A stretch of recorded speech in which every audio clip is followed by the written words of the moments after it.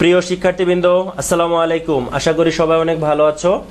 আমি Md.Rezaul Karim, সবাইকে আমার ইউটিউব চ্যানেলে সুস্বাগত। আজ আমি তোমাদের সাথে যে লেকচারটি শেয়ার করব সেটি হলো সি প্রোগ্রামের দুটি গুরুত্বপূর্ণ স্টেটমেন্ট। একটি হলো ব্রেক স্টেটমেন্ট আর একটি হলো কন্টিনিউ স্টেটমেন্ট। অনেক শিক্ষার্থীদের মাঝে এই দুটি স্টেটমেন্ট নিয়ে অনেক সমস্যা থাকে, কোনটা ব্যবহার করলে আউটপুট কিরকম হবে। প্রায় সময়ই বোর্ডের কোশ্চেনে ব্রেক এবং কন্টিনিউ থেকে কোশ্চেন করা হয়। তো আজকের ভিডিওটি সম্পূর্ণ দেখার চেষ্টা করবে, তাহলে আশা করি ব্রেক এবং কন্টিনিউ নিয়ে তোমাদের মাঝে আর কোনো কনফিউশন থাকবে না। তো একটি কথা না বললে নয়, যারা চ্যানেলটিতে নতুন অবশ্যই সাবস্ক্রাইব করবে এবং পাশে থাকা বেল আইকনটি প্রেস করবে নতুন ভিডিওর নোটিফিকেশনের জন্য। তো চলো শুরু করা যাক।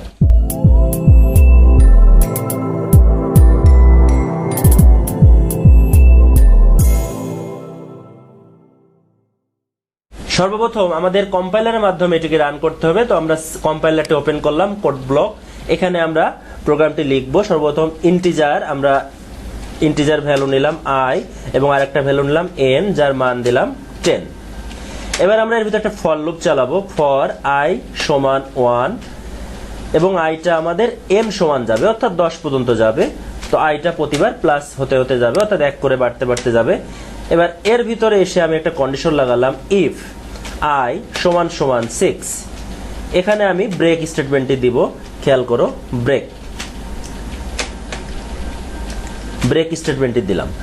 এবার এই স্টেটমেন্টের শেষে এসে আমি একটা প্রিন্টএফ চালাবো ওই ভ্যালুগুলো প্রিন্ট করার জন্য। প্রিন্টএফ, আচ্ছা, প্রিন্টএফের ভিতরে আমরা স্পেসিফায়ার দিব ডি, যেহেতু আমার এটা ইন্টিজার। প্রত্যেকটা লাইনের মাঝে একটা করে স্পেস দিলাম। ভ্যালুটা i থেকে রিড করবে। এই বিষয়গুলো নিয়ে আমার চ্যানেলে অনেকগুলো ভিডিও আছে, তোমরা দেখে আসলে বিষয়টা ক্লিয়ার হয়ে যাবে। এবার খেয়াল করো, আমি এটাকে সেভ করলাম, কম্পাইল করলাম। দেখো কম্পাইল করলে 0 এরর 0 ওয়ার্নিং। এবার এটাকে রান করি। রান করলে দেখো আমার আউটপুট কি আসে, 1 থেকে 5 পর্যন্ত আসলো। এবার আমি এটা একটু ব্যাখ্যা দিই। 1 থেকে 5, খেয়াল করো কেন 1 থেকে 5। প্রথমে 1 থেকে শুরু হলো, ভ্যালুটা 10 পর্যন্ত গেল 1 করে বাড়তে বাড়তে, তাহলে 1 2 3 4 এভাবে 9 পর্যন্ত যাওয়ার কথা। তো ঠিক আছে, প্রোগ্রামের ভিতরে আরেকটা কন্ডিশন, যদি i 6 এর সমান হয় তবে ব্রেক।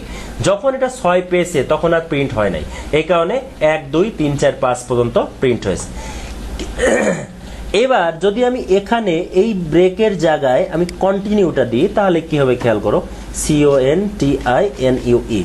কন্টিনিউ স্টেটমেন্টের দেওয়ার পরে আমি এটাকে কম্পাইল করলাম, আবার এটাকে রান করি। তো কন্টিনিউ খেয়াল করো, ভালো করে খেয়াল করবে, 1 2 3 4 5 7 8 9 10, অর্থাৎ এখানে দেখো 6টা বাদ হয়ে গেছে। তার মানে কন্টিনিউ স্টেটমেন্টের কাজ, যে স্টেটমেন্টটা আমি এখানে কন্ডিশনে দিব সেটাও স্কিপ করে যাবে, সেটাকে রিড না করে পরবর্তীতে চলে যাবে। অর্থাৎ ব্রেক দিলে সেটা বাদ হয়ে যাচ্ছে, কন্টিনিউ দিলে ওই স্টেপটা শুধু বাদ হচ্ছে, বাকিগুলো এক্সিকিউট হচ্ছে। তো ব্রেকের আরেকটা কাজ আমরা একটু দেখি। এখানে খেয়াল করো, আমি আবার ব্রেকটা লিখলাম। আচ্ছা, ব্রেকটা লেখার পরে আমি আবার কম্পাইল করলাম, রান করলাম।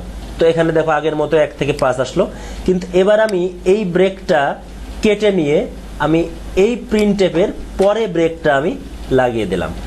এবার আমি কম্পাইল করলাম, খেয়াল করো ব্রেকটা আগে উপরে ছিল, এবার প্রিন্টএফের পরে ব্রেকটা দিয়ে দিলাম। এবার যদি আমি রান করি, দেখো প্রোগ্রামটা কি হবে। এবার খেয়াল করো 6টা কিন্তু প্রিন্ট হয়েছে। তার মানে ভালো করে বুঝতে হবে, ব্রেকটা যদি উপরে ব্যবহৃত হয় প্রিন্টএফের, তাহলে ওই ভ্যালু বাদ হয়ে যাবে। কিন্তু প্রিন্টএফের পরে যদি ব্রেকটা থাকে একই কন্ডিশনের মধ্যে, তাহলে ওই ভ্যালুটা প্রিন্ট হওয়ার পরে বাদ হবে। ক্লিয়ার? আশা করি সবাই বুঝতে পেরেছো। তোমাদের বোর্ডের কোশ্চেনগুলো খেয়াল করবে, অসংখ্য এমসিকিউ থাকে ব্রেক এবং কন্টিনিউ থেকে। আরো প্র্যাকটিস করবে। ভিডিওটি বুঝতে না পারলে বা কোথাও সমস্যা হলে আবার তোমরা ব্যাকে যে ভিডিওটি সম্পূর্ণ দেখলে আশা করি ক্লিয়ার হয়ে যাবে। আমার চ্যানেলে আমি আস্তে আস্তে সমস্ত ভিডিওগুলো দেওয়ার চেষ্টা করব সি প্রোগ্রামিং রিলেটেড। তোমরা সবাই দেখার চেষ্টা করবে।